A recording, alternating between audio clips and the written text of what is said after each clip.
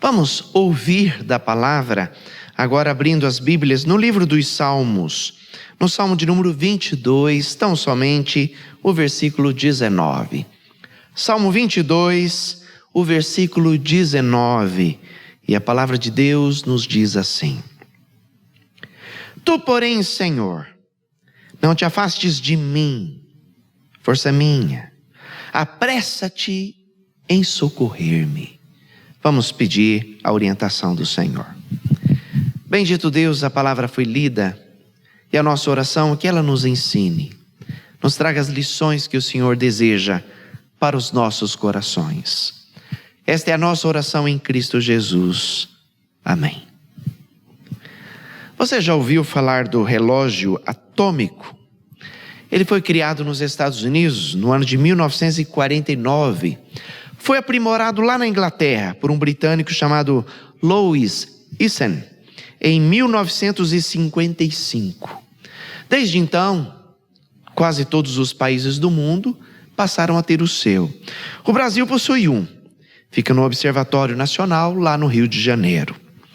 Relógio atômico é muito interessante porque é um tipo de relógio que funciona baseado na propriedade do átomo. Como se fosse um pêndulo de um relógio, o átomo, uma vez estimulado, gera ondas eletromagnéticas que se tornam como medidas. Só para efeito de exemplo, o átomo do Césio 133, o famoso Césio 133, oscila, acredite, 9.192.631.770 vezes por segundo. É como se uma pessoa fatiasse um segundo em mais ou menos 10 bilhões de pedaços e medisse essas pequenas porções. Isso, aliás, é chamado de tempo atômico.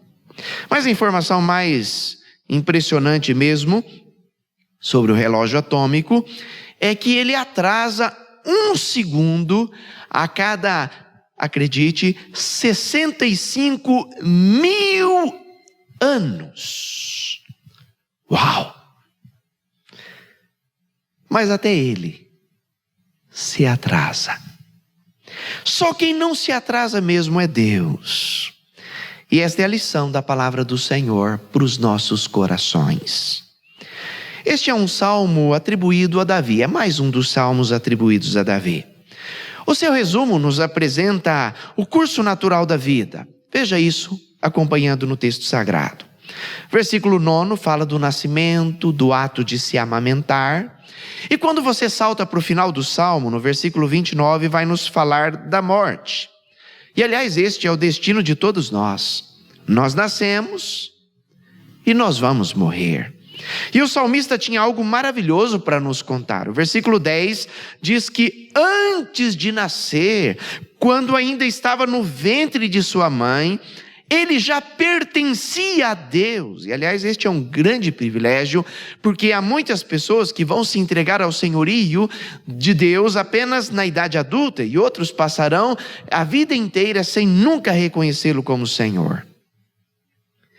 E o versículo 29 nos dá outra certeza. Esta ainda nos interessa mais. Diz que até depois da morte, quando ele descesse ao pó, estaria diante de Deus e se prostraria em adoração ao Senhor. Isso é maravilhoso. Ele tinha convicção de que Deus o acompanharia por toda a eternidade. Percebeu quanto é maravilhoso? O salmista está dizendo que antes de nascer já era de Deus, e depois de morrer continuaria sendo de Deus. Contudo, o salmo, no meio de tudo isso, vai nos contar um problema. Entre o nascer e o morrer, existe um negócio que nós chamamos de vida. E nela nós nos deparamos com todos os seus problemas. E quando estes problemas se tornam agudos, nós ficamos fragilizados e não é difícil no nosso coração orar como o salmista orou, dizendo: Senhor, apressa-te em me socorrer, corra, Deus, senão não vai dar tempo. Dá uma apressadinha, Senhor. Quem sabe, se o Senhor se atrasar, eu estarei em grandes enrascadas. Esta é a oração fragilizada do salmista. Este salmo nos ensina a grande lição de que Deus jamais se atrasa. Eu gostaria que pensássemos nisto nesta ocasião. O relógio atômico pode se atrasar. As circunstâncias da vida nos mostram que tudo neste mundo pode se atrasar. Mas Deus não se atrasa. E o que aprender com isso? A primeira lição para os nossos corações é de que os problemas nos fazem pensar que sim, que Deus pode se atrasar. Observe alguns versículos do texto. Versículo 1. Deus meu, por que me desamparaste? Versículo 2 do texto. Clamo de dia, também de noite, eu não tenho sossego. O salmista estava tomado por problemas. Já havia clamado socorro de dia, de noite, mas os seus problemas continuavam ali e ele tem um sentimento de estar abandonado por Deus. Quais eram as suas lutas? O próprio Salmo vai nos revelá-las. Os versículos do 11 ao 17 vão dizer que ele estava cercado de inimigos e eles queriam a sua morte. O versículo de número 7 diz que ele tinha caído na boca do povo. E se tem uma coisa terrível que nos incomoda, é quando alguém cai na boca do povo. Com tom de zombaria. O texto diz que eles meneavam a cabeça num sentido de reprovação quando o salmista passava. O salmo possivelmente vai nos reportar para o contexto do rei Saul, quando injustamente perseguia Davi. O rei colocou a sua cabeça a prêmio. E agora o seu nome estava na boca do povo, todos desejavam a sua morte. Haviam colocado como o pior de todos os cidadãos. O versículo 6 descreve como se sentia o salmista, e ele diz: eu sou um verme, não sou um homem, eu sou o opróbrio dos homens. Sabe o que é opróbrio? Opróbrio é quando alguém é desprezado a ponto de ser jogado no fundo de um poço. Na prática, opróbrio é a mesma coisa que dizer que uma pessoa se tornou um lixo, desprezível. Era assim que estava a autoestima do salmista. Todos estavam contra ele, o seu mundo havia se desabado.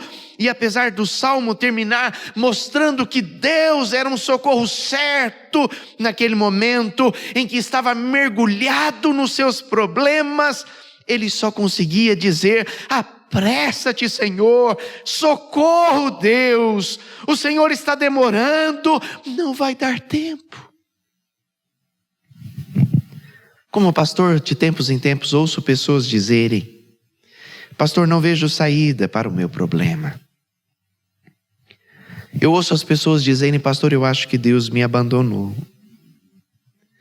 Quantas vezes, diante das lutas desta vida, este não se torna o sentimento do nosso coração, ainda que tecnicamente saibamos que não é verdade. É a hora que a conta está no vermelho e você não consegue ver uma perspectiva da virada. É a hora que o filho ou a filha, crescido na igreja, agora se desviou e está por caminhos perdidos. Aquela hora em que a depressão bate e você não vê a esperança de mais nada na vida. Aquela hora que a doença bateu a porta da casa, fez parte dela, e o medo de perder uma pessoa amada começa a se transformar em algo tão presente. A hora em que as brigas adentraram o lar e os problemas agora se tornam o tempo todo presentes, e há conflitos e mais conflitos naquela casa que outrora havia paz. São nestas horas, quando nós não vemos mais as possibilidades de socorro, que o nosso coração é tentado a pensar: que Deus se atrasou. Quando nós estamos assim, atolados nos nossos problemas, nós falamos ou pensamos: eu acho que Deus se atrasou. Porque os problemas são assim, nos fazem míopes, não nos permitindo enxergar a presença de Deus conosco.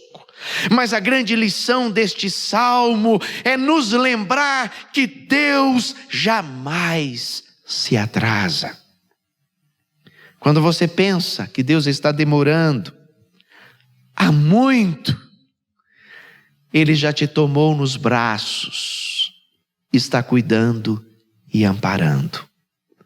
Você vai se lembrar daquela velha ilustração dos passos na areia, pessoa andando na areia da praia no amanhecer daquele dia, refletindo sobre as lutas de toda a sua história de vida. E ela diz então essa é uma fábula, e ela diz então no universo desta fábula, numa conversa com Deus: Deus, o Senhor esteve sempre ao meu lado. Deus responde: sim, eu sempre estive ao seu lado, basta você olhar para trás. E diz esta fábula que a pessoa então olha para trás, e ela percebe que, mesmo não vendo Deus, havia sempre 4 passos na areia. 2 eram dela, e 2 eram de Deus. E apesar de não ver Deus, ela tem a certeza de que Deus está andando sempre ao lado. Mas curiosamente a pessoa continua se lembrando de toda a sua história de vida, e em alguns momentos ela percebe que há apenas 2 passos. E ela então diz: Senhor, eu percebo que bem naquelas horas de problemas, há apenas 2 passos, o Senhor me abandonou. Deus então responde dizendo: não, quando havia apenas 2 passos, é porque naquelas horas difíceis eu te tomava nos braços, te carregava. A bem da verdade que Deus nos sustenta e nos leva em todos os momentos de nossas vidas. Por isso vale muito andar com Ele. Mas como é gostoso lembrar que Deus nos toma nos braços nestas horas difíceis. Como é bom lembrar que Deus nunca se atrasa, e até mesmo quando os nossos olhos não enxergam, Deus já nos tomou nos braços e continua a nos amparar. Deus jamais se atrasa. E o que aprender com isso? Aprender que os nossos problemas nos fazem pensar que sim, mas também aprender que as Escrituras nos garantem que não. Olhe mais uma vez para a sua Bíblia. O versículo 4 diz que os nossos pais confiaram em Ti, confiaram e os livraste. Versículo 24, na mesma direção, então vai dizer: pois não desprezou, nem abominou a dor do aflito, nem ocultou dele o rosto, mas o ouviu, quando lhe gritou por socorro. Era a lembrança do salmista, a lembrança que tinha dos seus antepassados, lembranças registradas em parte das Escrituras, que ele já tinha nas mãos, que lhe asseguravam esta verdade. Deus jamais se atrasa. Isso é algo que precisa estar nos nossos corações. É a lembrança de que Deus nunca se atrasa. Talvez o salmista estivesse se lembrando da história do Mar Vermelho, quando os seus ancestrais ficaram engavetados naquela situação entre as montanhas, o exército do odioso faraó e aquele Mar Vermelho à frente. Já imaginou se Deus tivesse se atrasado? Teria sido um massacre. Mas Deus não se atrasa e chegou no tempo certo para fazer aquele mar se abrir. E nós estamos, do ponto de vista histórico, em um período privilegiado, porque nós temos as Escrituras Sagradas completas em nossas mãos. Olhamos para a história já registrada com muitos testemunhos da lembrança de que Deus não se atrasa. Lembre-se de Daniel, atirado naquela cova dos leões, Deus tivesse se atrasado de fechar a boca daqueles ferozes animais, eles teriam estraçalhado e tragado Daniel. Mas Deus não se atrasou.